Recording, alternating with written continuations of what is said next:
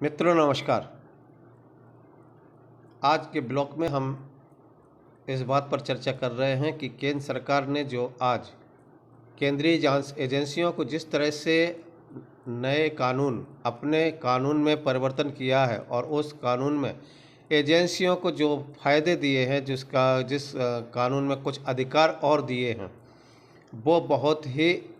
सराहनीय है। मैं इस बात का समर्थन करता हूँ और पहले भी मैं इस बात पर कहता रहा हूँ कि केंद्रीय एजेंसियाँ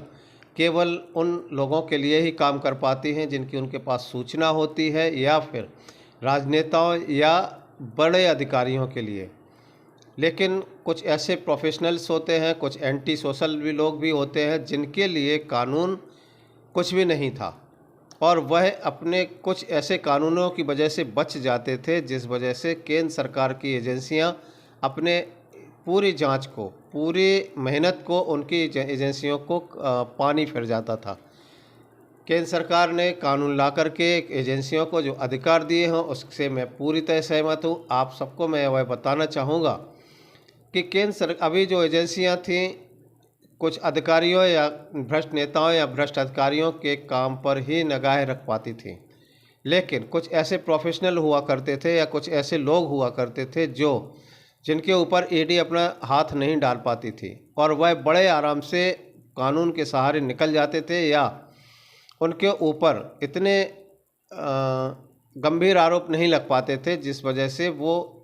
देश विरोधी गतिविधियों में भी शामिल हो जाते थे और उनके ऊपर कानून का शिकंजा कस ही नहीं पाता था। जैसे कुछ प्रोफेशनल्स ऐसे हैं, मैं आपको एक उदाहरण दूं। एक ऐसे किसी वकील या किसी ऐसे प्रोफेशनल्स जो इस देश में काम कर रहे हैं और किसी देसी विदेशी फंडिंग से या किसी ऐसी जगह से उन्होंने फंड लिया,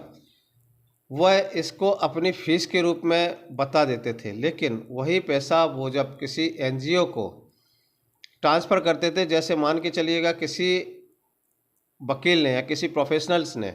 कुछ फंड कहाँ से लिया और उस फंड में से कुछ फंड को किस्तों में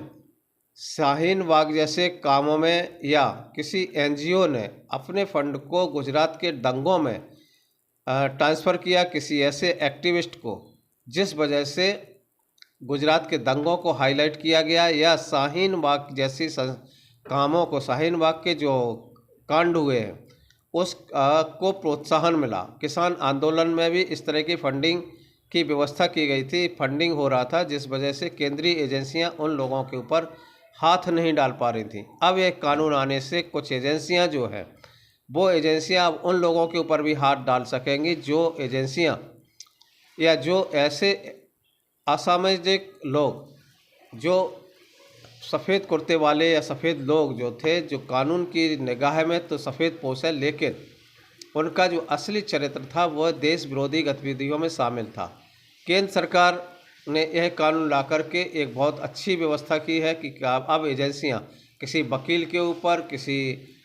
डॉक्टर्स या किसी एनजीओ के ऐसे एक्टिविस्ट के ऊपर भी कार्रवाई कर सके। कि वकील ही नहीं, बहुत सारे ऐसे लोग भी हैं,